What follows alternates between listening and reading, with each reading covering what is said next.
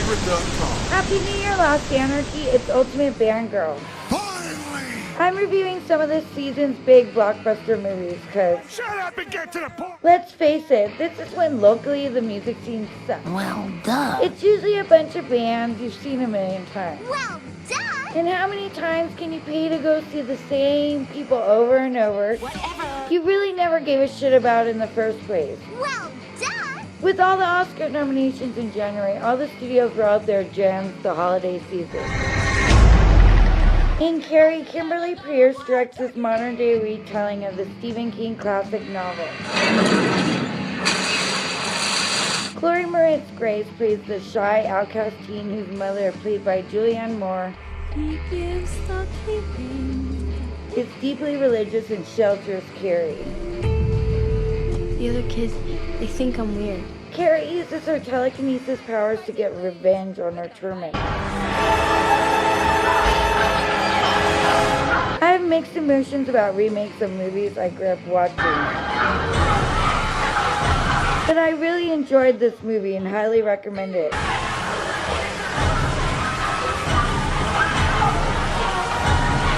Carrie stayed true to Stephen King's novel,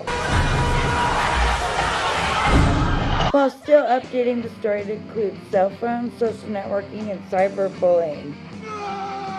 The special effects were very good and looked so realistic. I remember laughing at the end of the original Carrie movies because of how cheesy the effects looked. Not in this one. Nigga, please! Chloe Moretz Grace is the actress to watch. In Gravity, Sandra Bullock plays Dr. Ryan Stone, a medical engineer on her first shuttle mission with George Clooney, who plays veteran astronaut Matt Kowalski.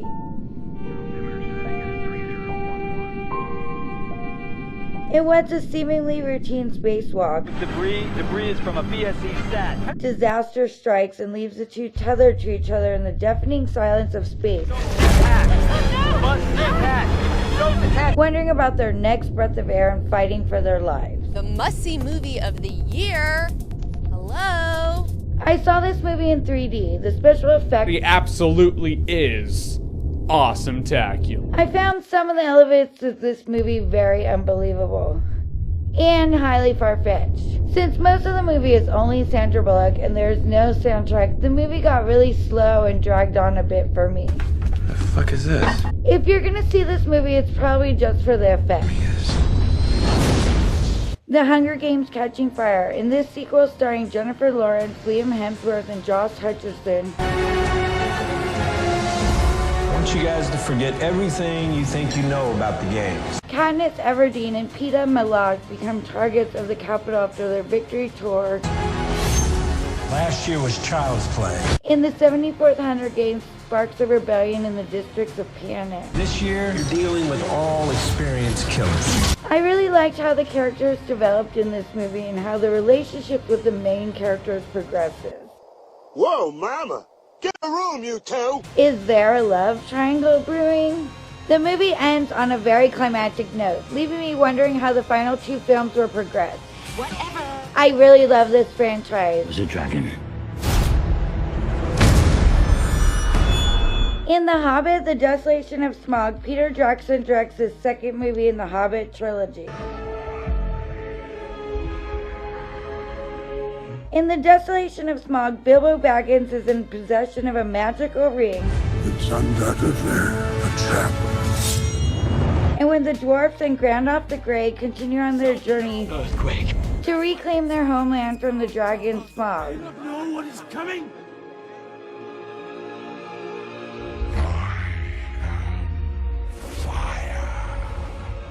I really wasn't sure how interesting a 100-page book turned into three-hour-long movies would be. I can't believe there's going to be two more of these. Prepare for the new movie trilogy, adapted from a 300-page book that'll ultimately be just as long as the last trilogy, which was adapted from three 400-page books. I seen the movie in high frames per minute IMAX, and the picture was clear and absolutely fantastic. That's what I'm talking about. It looked so real I felt like I was right there in the movie. Oh, yeah! Smaug had to be the coolest dragon ever in a movie. He's alright. He looked incredible and was an absolute smart ass. He had me rolling.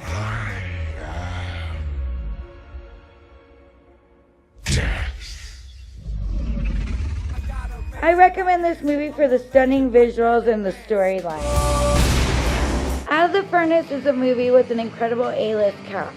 Alright, saw this movie, now I need Prozac. Superb storytelling that has seemed to have gotten lost in all this season's blockbuster movies. So Out of the Furnace stars Christian Bale and has a few other people in it. You can argue it stars them also, but this is Christian Bale's movie. I know that because he's the one on the poster. Starring Christian Bale, Casey Affleck, Zoe Saldana, Woody Harrelson, among other great actors. Gotta bring home the bacon to fatten you up. Rodney Bays, Affleck's character, disappears mysteriously. And the law isn't moving very fast on the case, so his older brother Russell, played by Bale. The story plays out for you over 5 years. What's he loan you? $1,500. With subtle visual clues letting you in on the passage of time. Get a drink later? Yeah. And a liquid dinner? Unlike other revenge movies where most of the movie plot is getting back, Rodney was supposed to meet me here a half hour ago. director Scott Cooper builds up the character Rodney and really develops a relationship with his brother Russell, and leaves you feeling for these people. I think this was the best movie I've seen all year long, and it deserves not only a Best Picture nomination in the Oscars, I don't know. It's the Academy. If I actually thought like the Academy, I'd have a completely different show here. but a few Best Actor and Supporting Actor nominations. Jesus Christ. Very beautifully done movie. I'm always telling you guys that you could use some culture. That's how we love the day away in the merry old land of Oz. So I saw Andrew Lloyd Webber's stage production of The Wizard of Oz at the Pantages Theater. Buzz, buzz, buzz, chirp, chirp, chirp, and a couple of la-dee-das. Daniel Wade plays Dorothy, and Cedric Smith plays the Wizard. That's how the crickets creak all day in the merry old land of Oz. The set design was fantastic. It was gorgeous and visually stunning. At 12 and start to work at 1. I found the scene transitions with projections playing over a screen pulled out over the stage very interesting. Taking out for lunch and then at 2 we're done. The costumes were spectacular and very close attention to detail was made. Try to get fun. Very cute show to bring small children in your life to. I just cannot believe the load of crap that we had last night called The Office. We crashed and broke Twitter. We have made history. Damn, I wish I did a fucking Oscars preview episode. Because you know why? Why ask why? Because it was very easy predictable. Well, duh. And it just proved that the fucking award shows are all rigged. Oh, motherfucker, you! Oh, I want to fucking exterminate! Whoever thinks that winning an award gives you high merit, no, it just involves spending money. Warner Brothers owns both The Hobbit and Gravity, and they'd rather just have one movie win all the awards than, you know, another movie winning. Gravity won 7 freaking Academy Awards. Let's just go over this for a minute. It has bagged the awards for Best Cinematography, Best Film Editing, Best Visual Effects. You won against Desolation of Smog. I'm sorry, dude.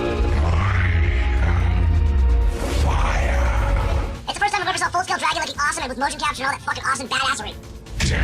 Again, I think The Hobbit, Desolation of Smog, Iron Man 3, even Star Trek Into Darkness had better effects than Gravity. I mean, seriously, Gravity almost put me to sleep. Best Sound Effects. A fucking movie with no sound wins all the awards. Best Sound Mixing. I can understand Best Visual Effects and Best Video Editing, but to win something like Best Sound when the movie has no fucking sound is fucking bullshit. What the fuck? It beat out films like Captain Phillips, The Hobbit, Desolation of Smog, Lone Survivor, and Inside Llewyn Davis, movies that actually you needed to mix because there was a frickin' sound.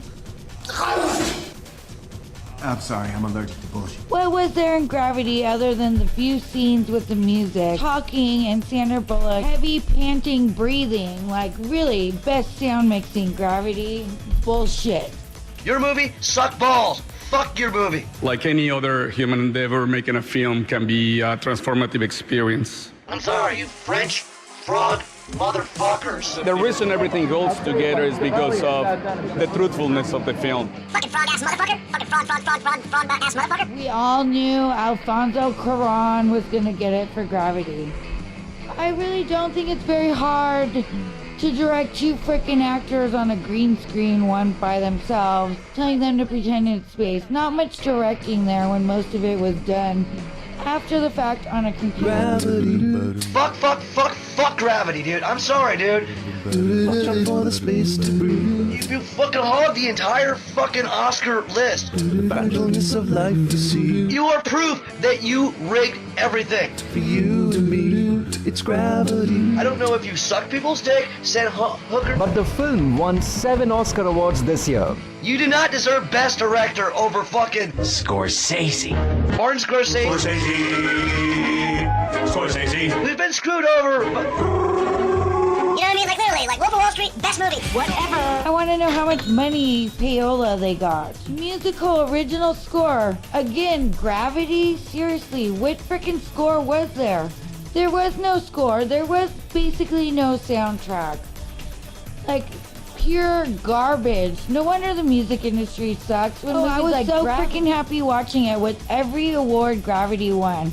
They kept showing Sandra Bullock. She had the smuggest look on her face, and the more awards they won, the smugger and smugger she looked. I was so freaking happy when she did not get Best Actress, and after the acceptance speech, they showed her with her red eyes from crying from losing. It was the best moment in the whole Oscar. When it came to the fucking, oh god, the Best Actress and Best Actor, let's see here. The Best Actress, Kate Blanchett, Blue Jasmine. Those of us in the industry who are still foolishly clinging to the idea that female films with women at the center are niche experiences. They are not. Audiences want to see them, and in fact, they earn money. She played crazy good. I bet you she's really in that job. and for Best Actor, not the one that we've been wanting to have win, who got screwed over since 1999, Leonardo DiCaprio. I knew Leonardo DiCaprio wasn't going to win Best Leading Actor. I also gamble like a degenerate. I drink like a fish. I fuck hookers maybe 5-6 times a week. It was Matthew McConaughey who played a gay cowboy who eats pudding. Thank you to the Academy for this. Okay, I could agree with that. I don't like Christian Bale. I have personal reasons. Yep. Fucking faggots. Fuck you. You show me one independent film that isn't about gay cowboys eating pudding. Jared Leto, Best Actor in a Supporting Role. He's hot. Does anybody want to try it out for size? I knew that Lupita Nyong'o was going to win Best Supporting Actress for 12 Years a Slave. My brother Junior sitting by my side. It was just so obvious, and basically for months they've been telling us on TV that she was going to win anyway. Well, duh! We all knew that Best Picture was going to go to 12 Years a Slave. Come on, they had the most hype, and oh, we love this film, what a great film. I'm not even gonna get into that. Of course, for Best Song, it's always a fucking Disney fucking flick. Come on, man, that's kind of like a no-brainer. That's what proves even more that the Oscars is fucking rigged. I mean, come on, man. Disney put the most money into fucking promoting you Frozen and shoving that mind control crap down your throat. So of course Frozen won Best Animated Feature.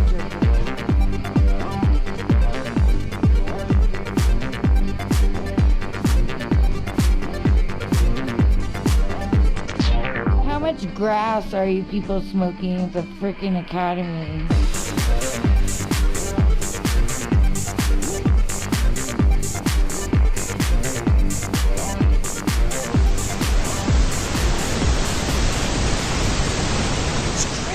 While in Vegas on Memorial Day weekend for Guns N' Roses, I stood next to a Joker and Harley Quinn on Fremont Street, who creeped me the fuck out. My fellow Americans. I commented on how they looked like evil killers who would probably kill you for $1. My fellow citizens, vote for tyranny. Especially the girl. A few weeks later, I saw them on the news. They were Jared and Amanda Miller. They killed 2 Las Vegas Police Department officers at a Chi-Chi's Pizza.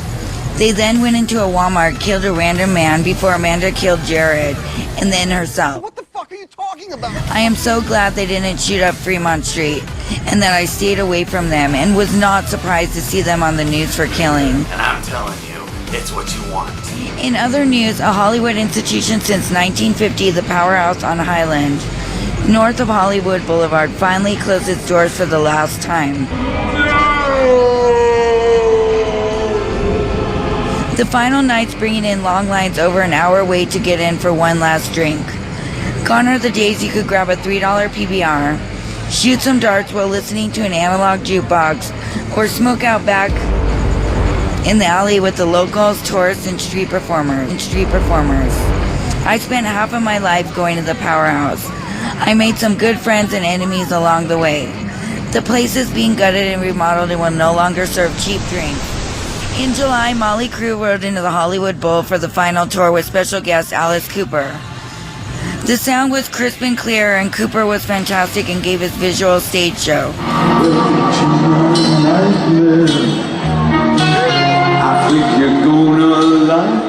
Crew's sound was a bit distorted and vocals were not clear. Many times the band sounded very offbeat.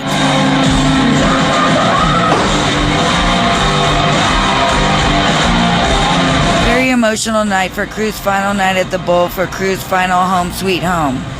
Tommy Lee will be on tour next playing drums for 311. Really? During the summer, comedian Andy Dick had a residency for his variety show, The Andy Dick Experience, at the Pig and Whistle.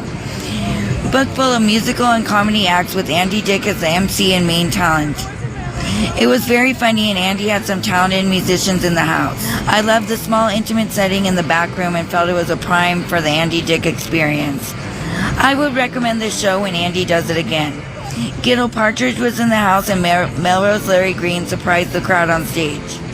Andy Dick's show was so much fun. And then the man we laughed at.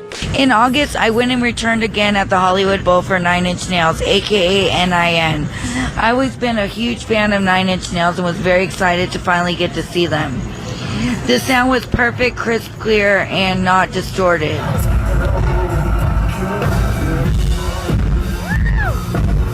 I heard every 9 Inch Nails song I wanted to hear of their catalog during the 2-hour set. Is that supposed to hurt?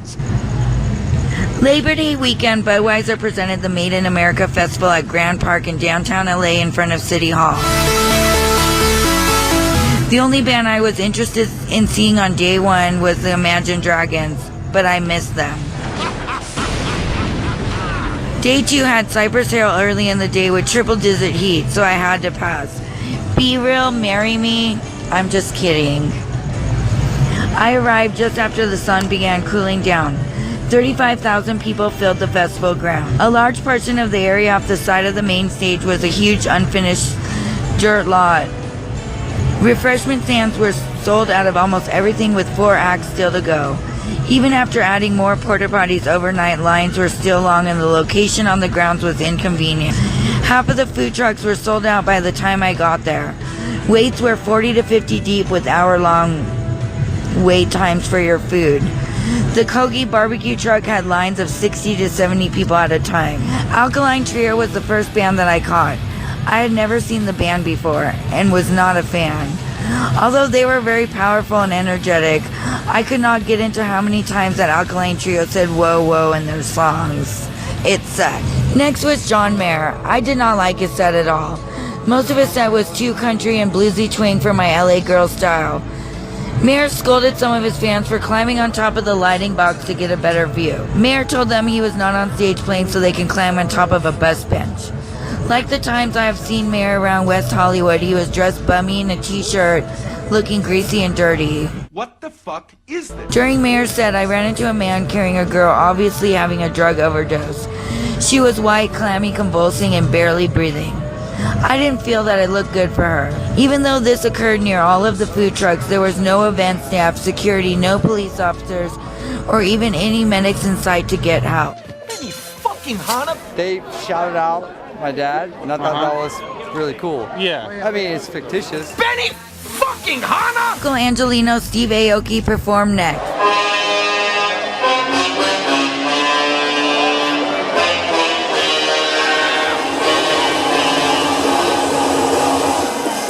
Entering the stage in an obvious nod to the Illuminati in a white button-up shirt covered in pyramids with eyeballs in the middle of them, and a kilt with a Baphomet head prominently featured on it. Most of Aoki's songs glorify drug use, and he throws cake on the crowd.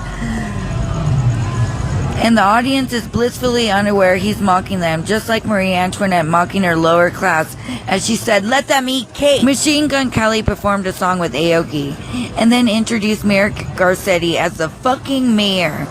After a quick photo op of the fucking mayor bombs just kept going off, and Garcetti rushed off the stage. I figured Garcetti didn't want controversy after he dropped the F-bomb at the LA Kings victory rally over the summer. I attended the LA Kings victory parade. The Stanley Cup looked so much bigger in person.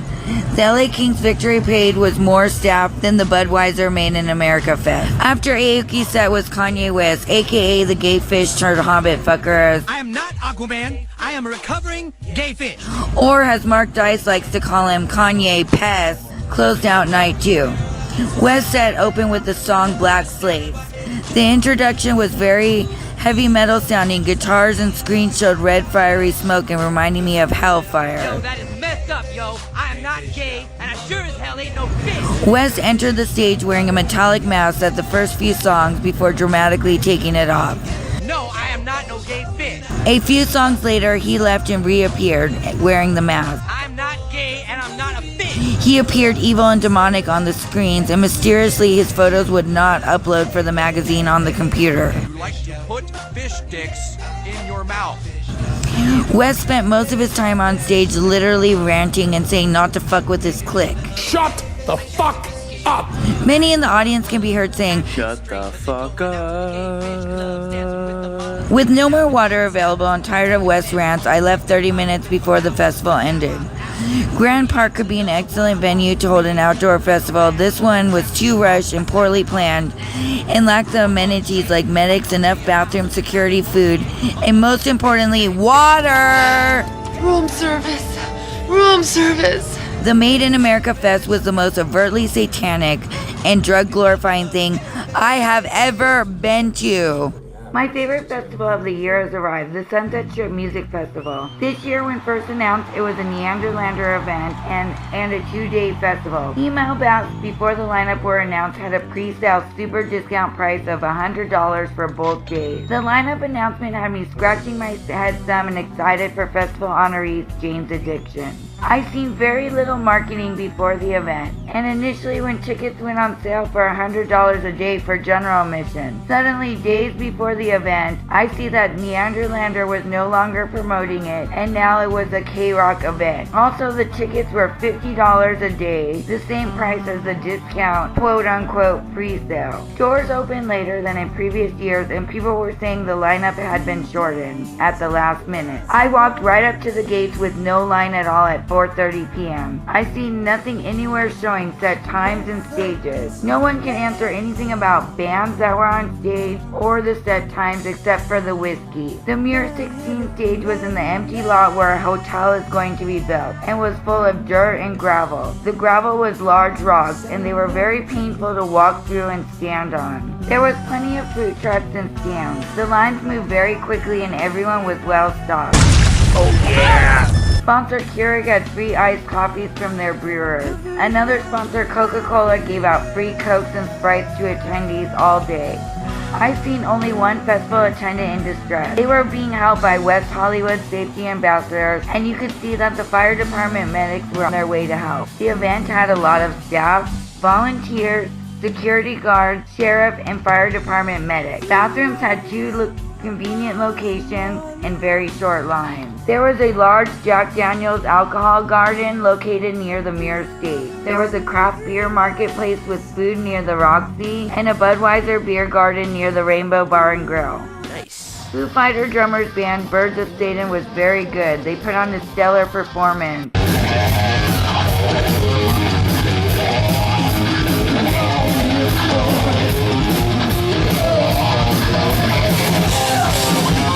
On the Mirror's 316 stage, Riff Raff made me embarrassed to say that I really enjoyed his set, and I thought Riff Raff was very, very good, and he was very entertaining. Nice. The Crosses was a total goth new wave, make you want to dance like a scarecrow kind of band.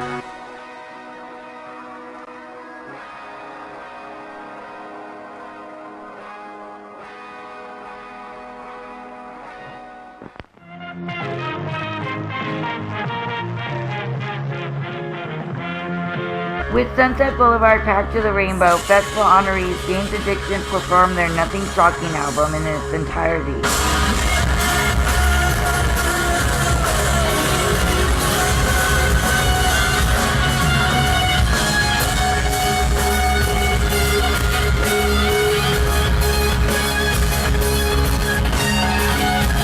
For the first few songs, I was up very close on the right side of the stage, standing next to the grandfather from the movie Little Miss Sunshine. People around us were very drunk and they were violently shoving and bouncing the people around us. When an actual 5-on-1 fight broke out near me that involved one of my editor's friends, I took off. I did not want a repeat of Guns N' Roses at the joint at the Hard Rock Casino. Well, duh!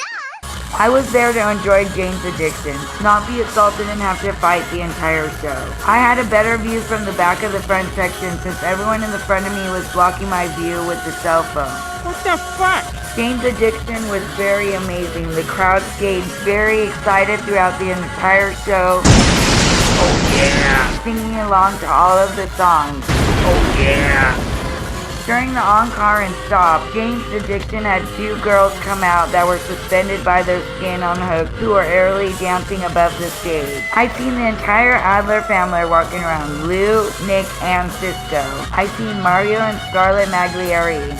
Oh yeah! LA Weekly entertainment writer Lena Lecaro, David Faustino, Mickey Avalon, and the Cottonmouth Kings bass player were among other notable people seen in attendance. I really like this festival a lot and look forward to it every year since it started, and I am always surprised by the lineup. I passed on the second day. I hadn't heard of any of the lineup except Empire of the Sun, and I didn't care enough.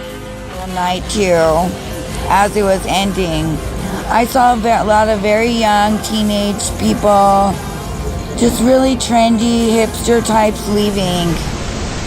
We're looking up in the sky and paying attention because drones were watching you. Many festival attendees appear to be so intoxicated and oblivious to these drones going on.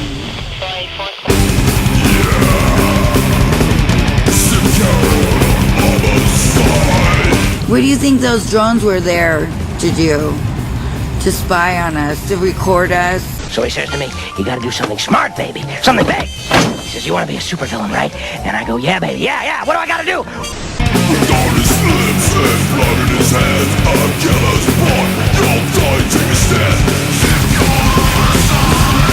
You got bombs.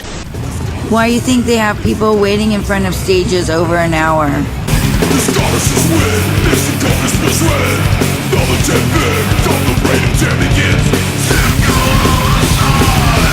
Go down in supervillain history.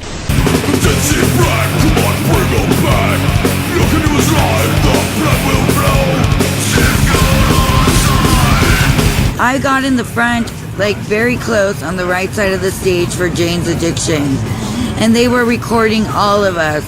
Everyone the jib camera could get.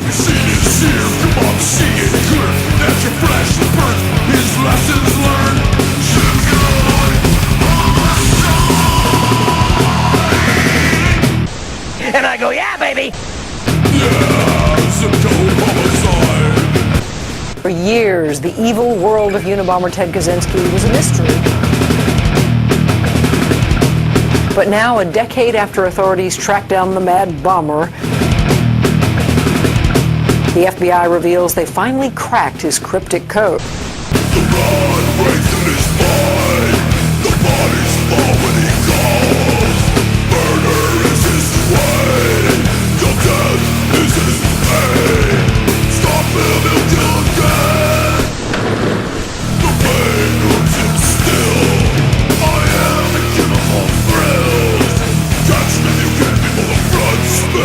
I would not be surprised if they were using facial recognition software at the Sunset Strip Music Festival to find out who exactly was there, what you were doing.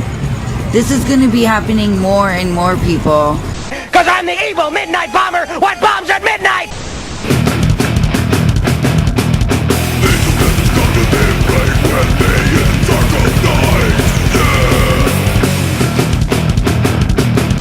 The Unabomber Ted Kaczynski was found in his remote log cabin in Montana, signaling the end of one of the longest FBI manhunts in history and the start of a life sentence in the federal ADX Supermax prison in Florence, Colorado.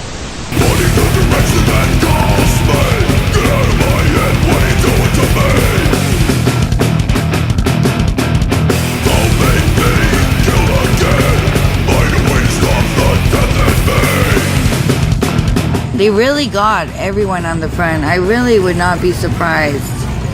I saw the drones looking up. Mostly I noticed they were over the rap stage. Why do they have the drones mostly flying over the rap stage? When FBI agents swooped down on Ted Kaczynski's Montana cabin, lead agent Max Noel says they found much more than they expected.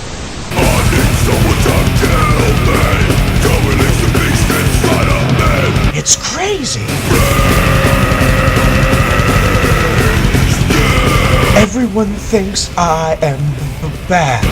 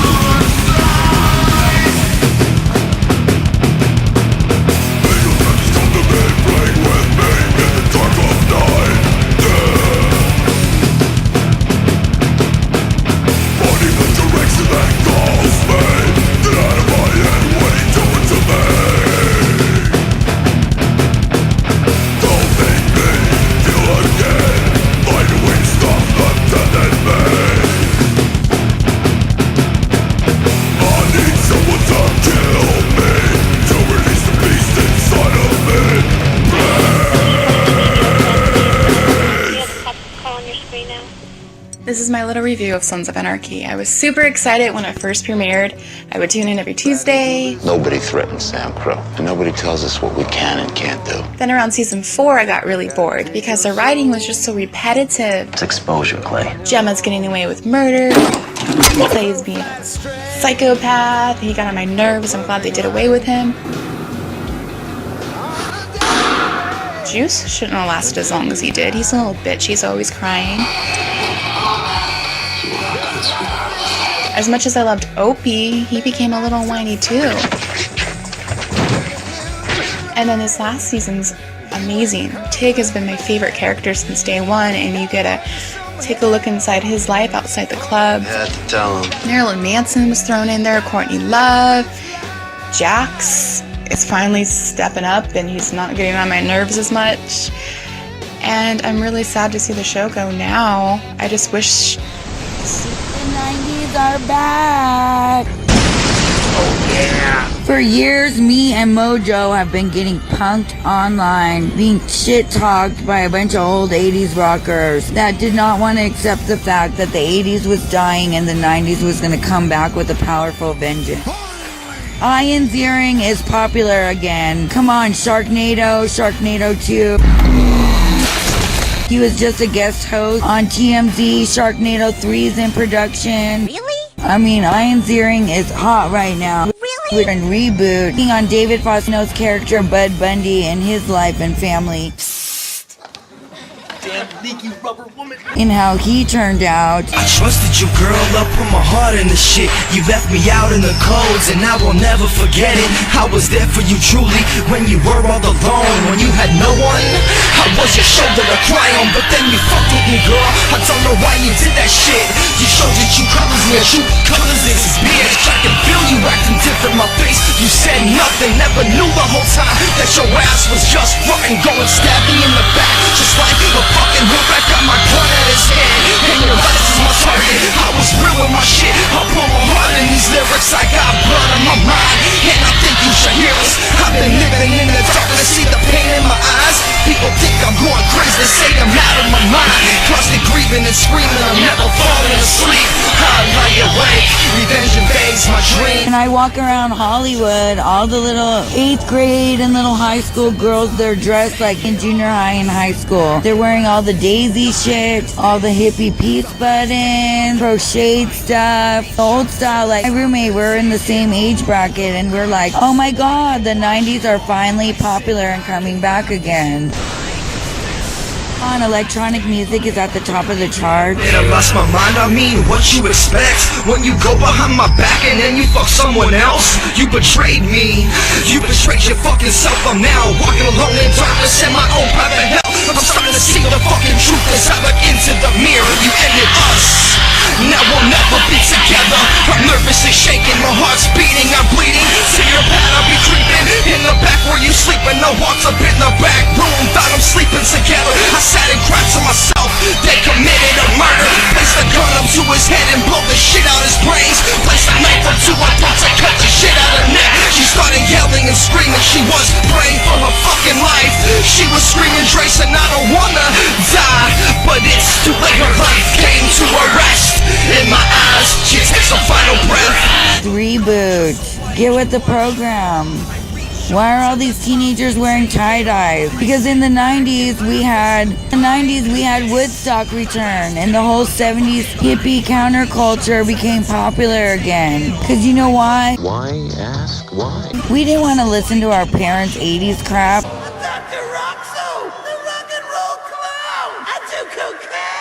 Their lame 70s fucking disco music.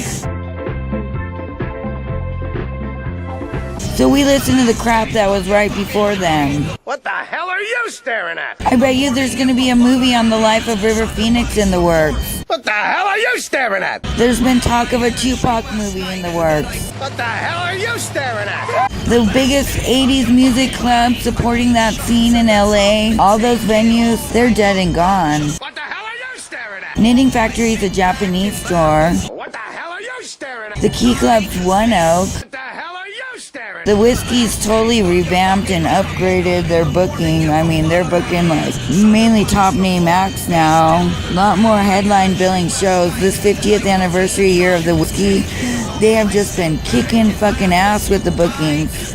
Like slamming it. I wish I could afford to keep up with all those shows or have that much juice to be in there. One Oak's gone.